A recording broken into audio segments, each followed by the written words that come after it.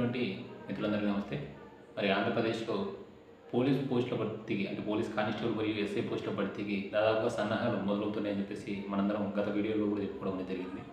ఈరోజు జరిగేటటువంటి శాసనమండలి సమావేశంలో చంద్రగిరి యేసురత్నం గారు మన యొక్క హోంశాఖ మంత్రి గారు అయినటువంటి అంట గారిని ఈ క్వశ్చన్లను అయితే అడగడం అనేది జరుగుతుంది. ఈరోజు శాసనమండలిలో ఖాళీగా ఉన్నటువంటి పోలీస్ కానిస్టేబుల్ మరియు ఎస్ఐ పోస్టుల భర్తీకి ప్రస్తుతం మీరు తీసుకున్నటువంటి చర్యలేమి, అలాగే గతంలో రిక్రూట్ చేసినటువంటి మొత్తం ఎన్ని పోస్టులు రిక్రూట్ చేశారంటే పోలీస్ శాఖకు సంబంధించి ఎన్ని కానిస్టేబుల్ ఎన్ని ఎస్ఐ పోస్టులు రిక్రూట్ చేశారని చెప్పేసి ఈరోజు శాసనమండలిలో హోంమంత్రి అనిత గారిని అయితే వారు ప్రశ్నించడం అనేది జరుగుతుంది. దీనికి సంబంధించి సమాధానాల ద్వారా మనకు వచ్చేటటువంటి సమాచారం ఏంటంటే అత్యంత త్వరలో మన యొక్క ఆంధ్రప్రదేశ్లో పోలీస్ కానిస్టేబుల్ మరియు ఎస్ఐ పోస్టుల భర్తీ అనేది జరగబోతూ ఉంది.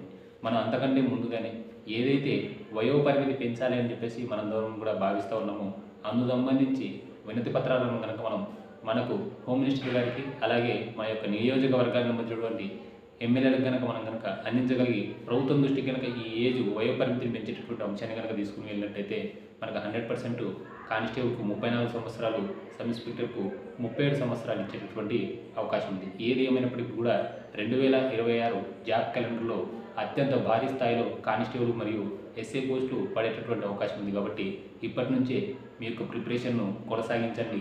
అత్యంత త్వరలో హోమ్ మినిస్టర్ గారిని కలిసి మన యొక్క ఏదైతే వయోపరిమితి అంశం ఉందో దాని మీద వినతి పత్రం ఇచ్చేటటువంటి ప్రయత్నం అయితే మేము ఆల్రెడీ మొదలుపెట్టినాం.